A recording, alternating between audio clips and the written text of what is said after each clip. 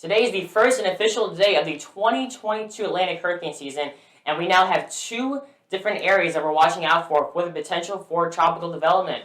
Our first area is all of this convection that is currently east of the Bahamas. Thankfully, the National Hurricane Center is only giving this about a 10% chance of development within the next 5 days, and even if it does develop, all the forecast models have it going way out into the eastern Atlantic Ocean, and they will not be affecting anybody. However, that is not the case with this massive area of convection. This past weekend, we had Hurricane Agatha make landfall in southern Mexico, and some of its remnants in DNA traveled over the Yucatan Peninsula and is now combined with this massive area of convection, and that is exactly why the National Hurricane Center has now issued an 80% chance of development over the next 5 days, as also they have also now made this an invest, pretty much meaning that this is an area that the National Hurricane Center is investigating and will be investigating very, very closely over the next 5 days for the potential for tropical development. When trying to determine how strong a hurricane or a tropical storm is going to get, we look at how warm the sea surface temperatures are, along with if there's any wind shear in the atmosphere. Usually when talking about sea surface temperatures, you have to have sea surface temperatures at least 80 degrees Fahrenheit, if not warmer than that. And you can clearly see the water is plenty warm enough anywhere in the Gulf of Mexico,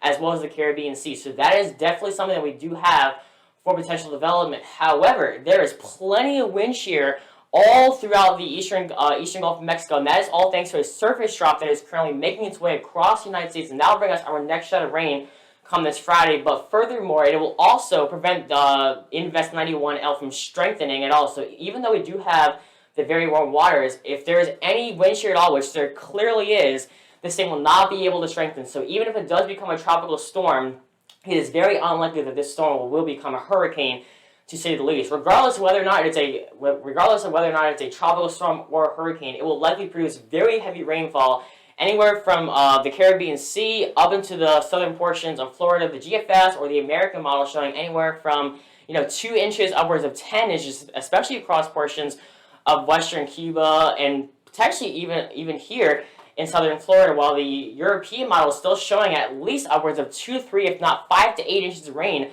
across southern Florida, as well down here. I know nobody lives out here in the Caribbean Sea, but if somebody did live out there, they could potentially be seeing upwards of 18 or 20 inches of rain in some portions here in the western Caribbean Sea. Here's a look at these spaghetti models, pretty much all the different models telling us their own opinion of what they think the system is going to do, and pretty much all the models are now pretty much in agreement that this storm will be heading to the west of Cuba, right over the central and southern portions of Florida, but thankfully not impacting anywhere else. It's not going to ride up along the whole entire eastern coast like some systems do. It's actually pretty much going to cross right over the Florida Peninsula and then eventually back out into the open waters of the Atlantic Ocean. Now, closer to home, we hardly have anything to worry about, a very low risk of any rain, wind, or tornado. However, we could see some coastal flooding and maybe some, enhanced rip current risk. But other than that, this storm is not going to be bringing us any impacts as far as tropical impacts go.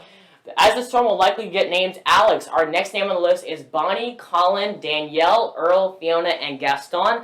Column 2 includes Hermine, Ian, Julia, Carl, Lisa, Martin, and Nicole. And last but not least, your third and final column includes Owen, Paula, Richard, Shari, Tobias, Virginie, and also Walter. Keep it here at Liam's Weather for all the latest information and details.